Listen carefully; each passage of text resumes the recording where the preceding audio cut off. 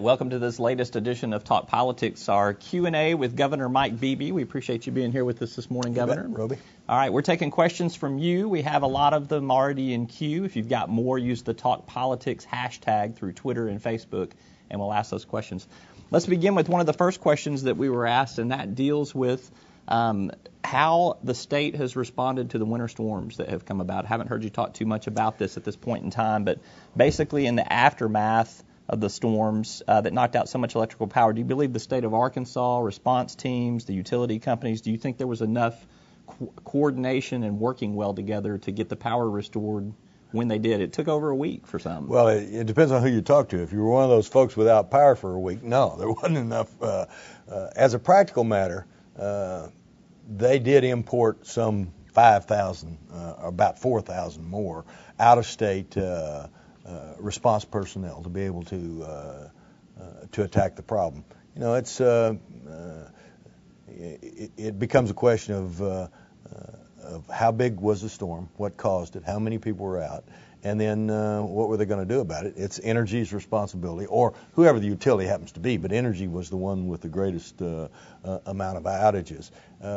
They did get a lot of people in here from across the state, and they did work 16-hour days. I went out there and talked to the linemen. I went out there where they were eating dinner. They'd go out and work, and they'd come in at dark and eat, and then go back out until 10 or 11 o'clock at night. So it's a difficult situation. If you were one of the folks that were the last ones getting fixed, I'm sure you felt like they weren't doing enough. I'm not in a position to fault them. I don't know how hard it is to take care of those down power lines in that situation. I do know that we had some 5,000 people total working 16-hour days from various utility companies trying to restore it. I actually sat down with Entergy Arkansas CEO Hugh McDonald this past week and talked to him about the possibility of burying lines as a precaution for this type of thing happening again. And we actually got a question about that. Do you think that the PSC ought to undertake some sort of study to look at whether or not that is cost benefit makes sense for Arkansas? I don't ever object to obtaining more information. And I don't think there's any question that if the lines are underground, you've got a greater opportunity to avoid the kind of catastrophes you had when you had the kind of ice storms that we saw. The real question is what you hit on, Roby, is the cost benefit analysis. And it cost a lot of money to bury lines vis-a-vis to put them up. Now, who pays for that? It's not Energy. It's ratepayers. That's right. They ended up passing it all on to us. So, I mean, you get what you pay for. Certainly, I have no objection to the PSC looking at that. We got a question a little bit after we get done here. Dustin McDaniel, an announced candidate for the Democratic nomination for governor, is going to hold a press conference. Question is, how much has McDaniel's revelations damaged his gubernatorial campaign? Do you have a thoughts and assessment of that situation? Well, it's not helpful. Quantifying how much, I wouldn't have any idea. Certainly, it's not helpful to him, and it certainly will have some effect. Question is, how does he handle it? How much will this continue in terms of the publicity, and how will people react to it in a campaign? And that's anybody's guess. As the titular head of the Democratic Party, though, does it not give you some concern that this type of candidate with this type of problem could actually hurt the ticket in other ways? I'm not going to even by inference get in the middle of taking sides on who should or shouldn't be the Democratic nominee. I stay out of primaries. Well, we got a question too. Do you plan to actively campaign for whomever is the Democratic gubernatorial nominee? Yeah, we'll see. Probably, but we'll see. You just want to see who it is Sure. first. All right. We've got a session starting this next week. Mm-hmm. You've talked quite a bit about Medicaid and its impact on the session and how that's going to affect all the budget issues. Tell us something that that we need to be focused on beyond the Medicaid issue in this session. Well, overall balancing a budget, trying to maintain where we are with regard to continued progress in education, and being able to be competitive with our sister states and everybody else around the world for economic development opportunities, and particularly jobs, maintaining existing jobs, expanding existing companies opportunities here, as well as attracting new ones. Those always, I think, will be a cornerstone of what we need to be focused on, because then you can address these other issues with a greater degree of certainty, or certainly with more ease than you would otherwise if people don't have jobs and you don't have a tax base and you don't have education. The two go together. You can't create job opportunities without good education, and all of the best education in the world doesn't do you any good if you don't have a job. So you have to address both of those, and hopefully the legislature will continue to prioritize those two areas in a way that allows us to continue to be competitive. I asked you the question at the Associated Press Forum yesterday. You dodged it very artfully. What's I will that? give you about some things that you're going to bring in your legislative package for next week when you speak to the General Assembly. But let's talk specifically about economic development. Mm-hmm. Are you going to present some things that may expand opportunities for jobs, expand opportunities? I know you'll keep it in the policy realm of where Sure. you have philosophically been, but what's going to specifically come next? There's research, university research opportunities. There's potential for your quick action closing fund, other economic development tools where we focus more on what's happening in terms of intellectual property. What are you going to do creatively on this? All of those things you just mentioned have been on the table and will continue to be on the table and will be adjusted and or expanded as our budget allows us to do it and as changing circumstances dictate, whether it's expansion of protection for intellectual property or utilization of intellectual property for actual taking research and applying it to new jobs and new job startups. All of those things will continue to generically be there. In terms of something even more specific, there is something even more specific, but we'll not talk about it until probably the State of the State address. Can you give me a hint? No. A hint? No.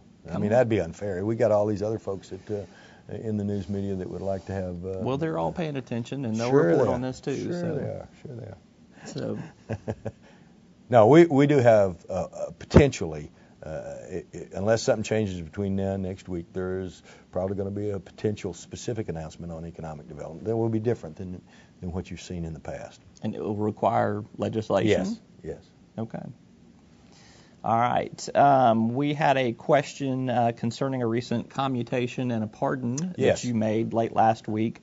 I didn't make, was it? One was a commutation, I think one was a pardon. All right. You basically did both of them over some objections to the applications, Sure. which is something you don't normally do. Why were these two cases different? Well, you have to tell me about the pardon because I don't remember that one. I do remember the commutation, so let me address that one first. First of all, let me say as you point out, I normally don't do that. My philosophy on commutations is very strict. Very conservative, and this will be only the third commutation out of thousands of requests that I've made in over 6 years. So I don't, whatever their sentence is, I think they ought to complete it, and I don't let them out early, or I don't remove what the restrictions are normally. This is only the third, as I've indicated.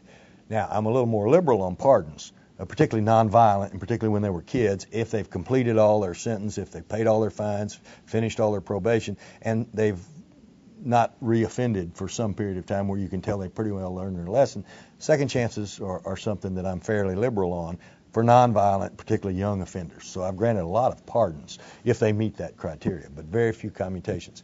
This commutation was granted because it was somebody that got 240 years for a meth conviction. Well, that's a little, I didn't let him out. He's still in prison.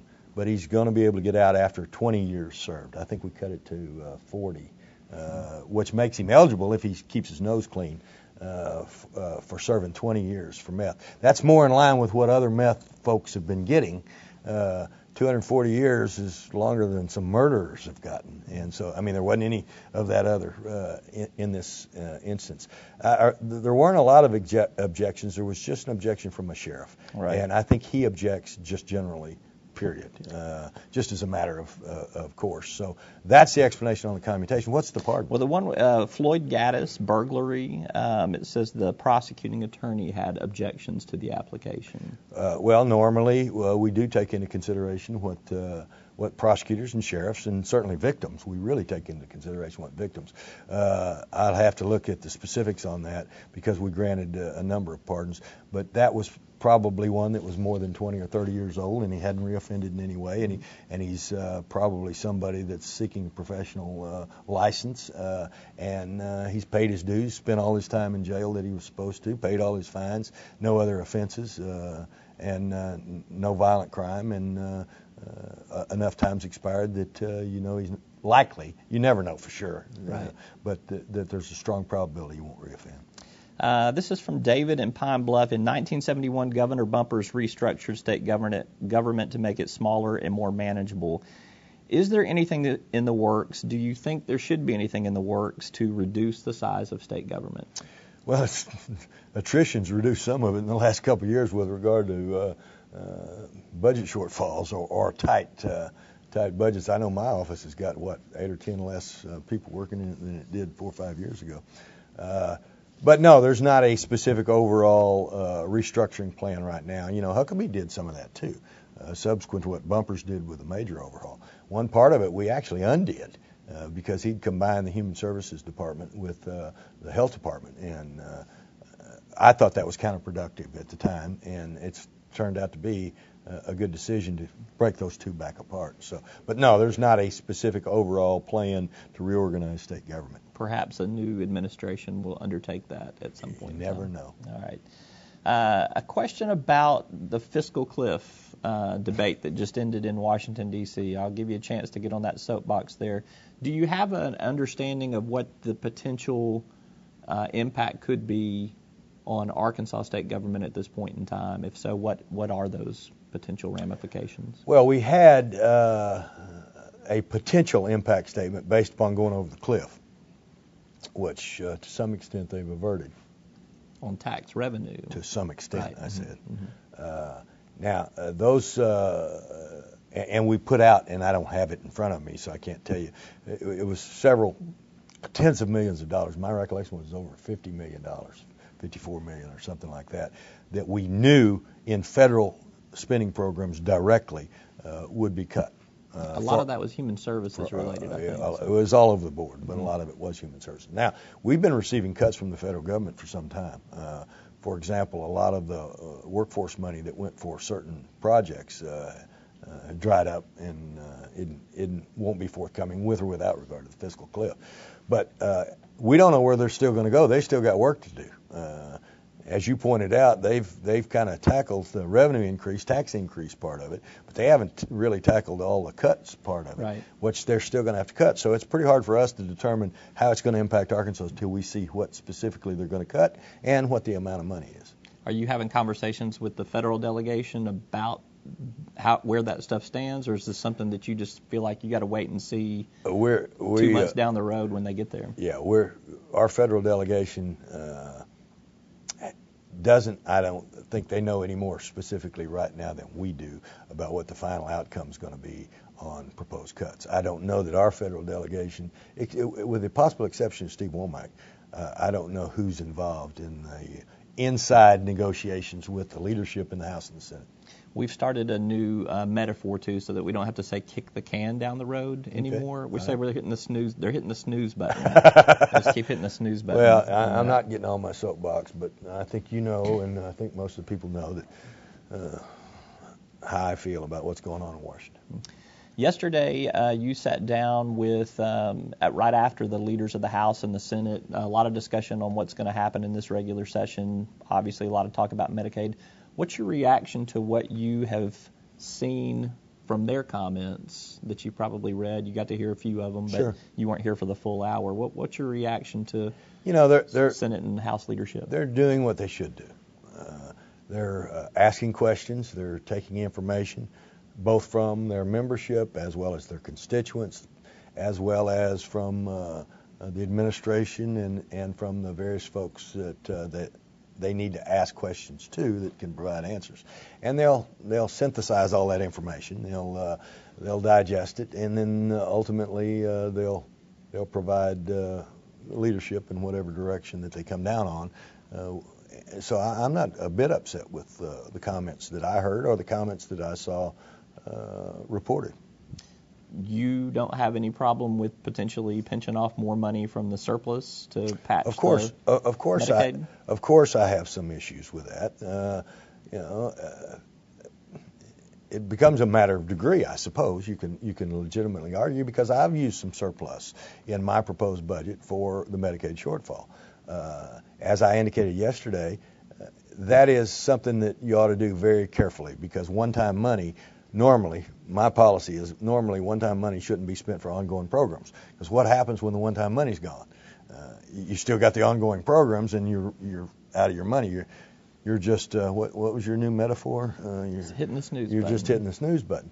But there are exceptions to that, and the exceptions to that is sometimes to fill stopgap emergency situations. To get you over a hump, you use one-time money. And so I'd be a hypocrite if I didn't acknowledge that they're concerned about using, or their interest in using some one-time money wasn't something that I couldn't be supportive of, because I'm already supporting that very concept.